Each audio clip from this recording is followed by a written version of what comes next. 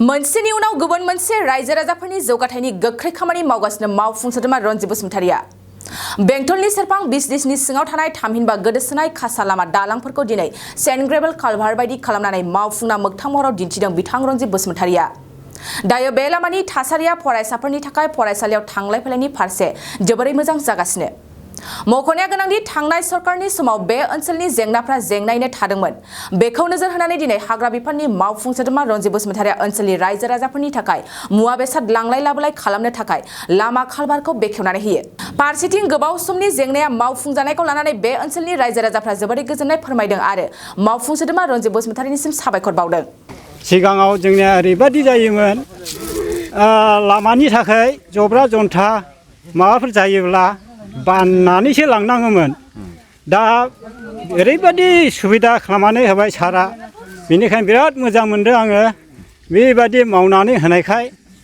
बेनिखायनो आं मा बुंनानै फोजोबबावनो, बेखौहाय बुंनानै फोजोबनो हायिबादि दा इसोरा बेनो बोर होबावथोंसै, आरोबाव देरहाबावनो थाखाय फैगोन इलेक्सनाव नैबे बाथ्राखौ आङो बुङो। मोनबेसेथो माबा हमफाइप बानायना दा माबाया हमफाइप दा बानायनाया ब्रिजआ मोनथाम, खेबसेनो मोनथाम हरबाय सारा अननानै। नैबेखौ बिराद मोजां मोनदों आङो। दा जों आहा दा थांलाय फैलाय खालामनो थाखाय मोजां जाबाय। दा आरो दंबावो जोंना नैबे राङि जरा, बे राङि जराखौ जुदि मावनानै जुदि माबायोब्ला बिराद मोजां जाबाय। मा गामि होनदों नोंसिनिखौ? बे नर्थ बाथाबारि।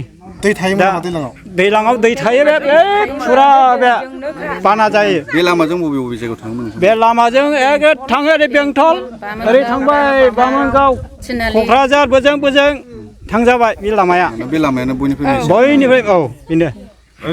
सिगांनि सरकारनि नोजोराव गोग्लैयाखै नामा बे लामा?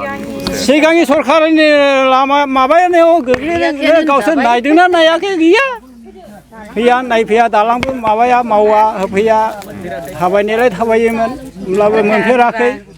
ओरैबादि खस्थ'आनो मा बुंबावनाय, लोमला साब्ला बाननानैसो लांनाङोमोन, दैखौ बाहोनाङोमोन, ओरैबादिमोन। नोंथाङा सानाय सुनाय बेरामनि जेंनायाव दं नामा?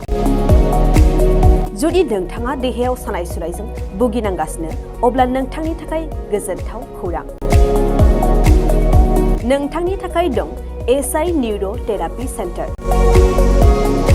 बे थेरापि सेन्टाराव नोंथाङा गोरलैयैनो सानाय सुनाय बेरामखौ फाहामथाय लानो हागोन। ট্ৰিটমেণ্ট পাইছোঁ, লগে লগে মোৰ মানে শৰীৰটো মানে একদম ফ্ৰী হৈ গৈছে। খোজ কঢ়াত খুব অসুবিধা আছিলে, চাইডটো মোৰ একেবাৰে মানে বহুত বেয়া আছিলে, মানে খোজকাঢ়িব মানে ভালকৈ পৰা নাছিলোঁ।